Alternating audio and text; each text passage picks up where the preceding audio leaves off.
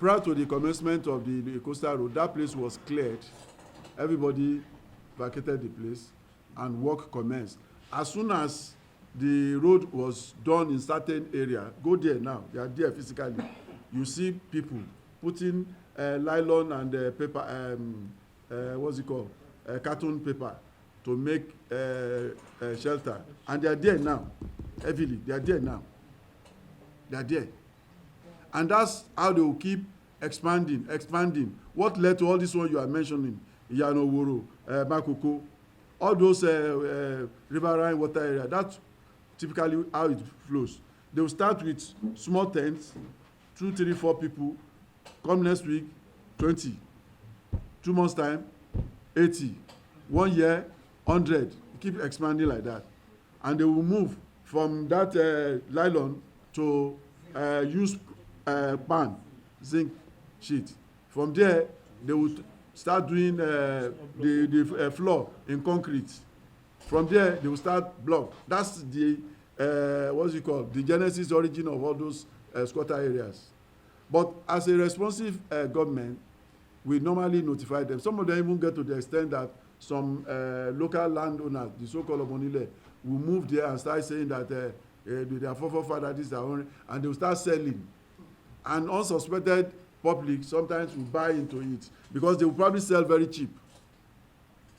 So they will buy into it and they will start building.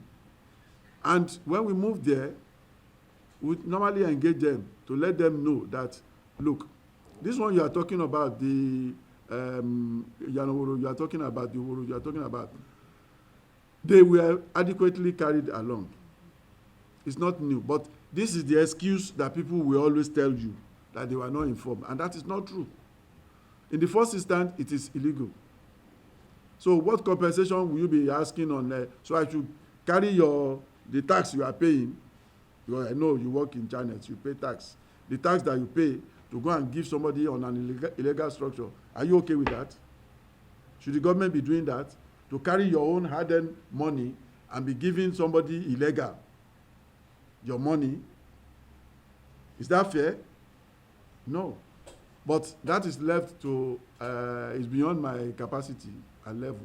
The governor can decide on what to do with that. But our responsibility is that those areas, what are the conditions that warrant demolition? One, if you build under high tension, we will demolish. If you build over a gas line, we will demolish. If you build on drainage paths, we will demolish. If you build on setbacks, we will demolish. Those ones are direct. Now there are others that if you build on an informal or not ready to use land, as in the case you mentioned about, because they can't get approval, they don't have approval.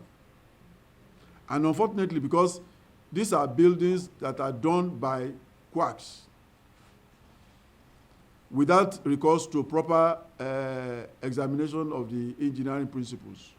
So even if they are built, they will end up as distressed building because there was not proper engineering analysis done in terms of the quality of foundation you put in. You start having cracks. So on one side, they don't have title to the land. On another side, they don't have approval. On another side, what they even built is threat to life because it's now a distressed building. So you have more than enough ground to remove them. And they were adequately informed.